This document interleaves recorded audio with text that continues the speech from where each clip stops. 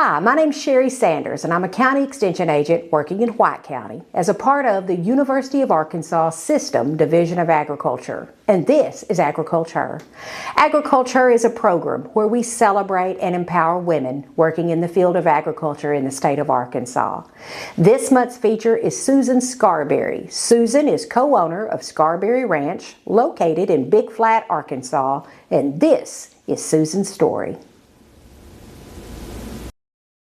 The greatest challenge that I faced, and I did not appreciate it at the time, but I do now, and that was raising the kids. I videoed every breath they took. I took pictures. If they were at a ball game, I was there running a video camera, taking pictures, making sure that they got there with what they needed, all of that. Looking back, I would give anything if I had put that camera down and watched and observed and been more intentional with what I said to them and what I did.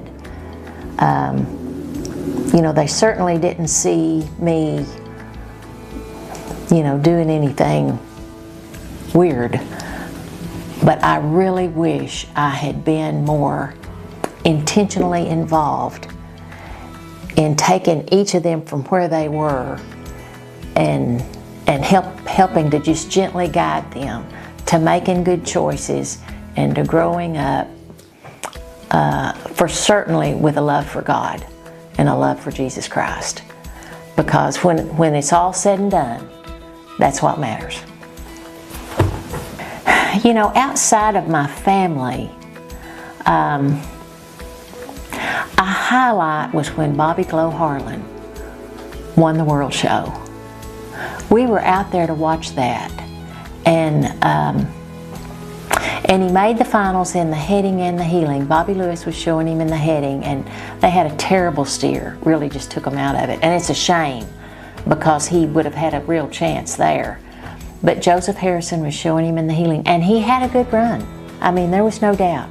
It was an incredible run, but we would also be somewhat prejudiced, I'm guessing. And I just didn't know what they'd do with it. And Benny's sitting there by me, and I'm filming this whole thing when they're announcing the awards. And they start at the bottom and work their way up as they're calling, because you don't know who won until they call this out.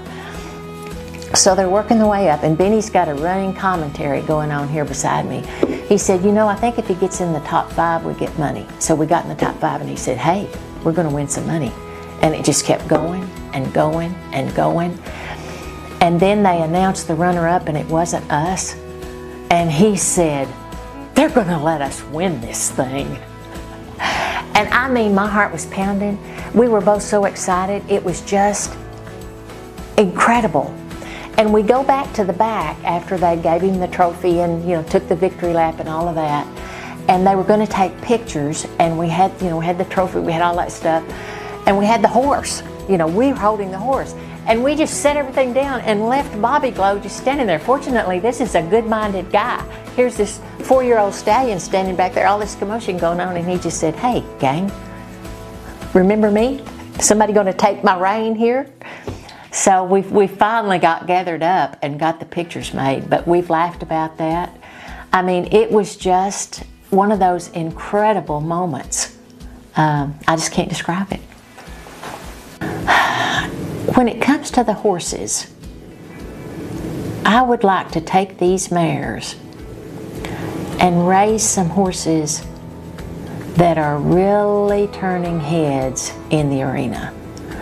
Not just good-looking horses, but horses that are really good at what they do and that are user-friendly. That normal people who have to work for a living can get on and go rope on the weekends, and be competitive and safe. And like I said, I want to raise good-looking horses, but it's really important that they are productive. If they're that kind of horse, the kind of horse that's good at what they do, whether it's heeling, heading, calf roping, whatever, if they're competitive and they take care of their owner is going to take care of them. And that's the kind of horse I want to raise.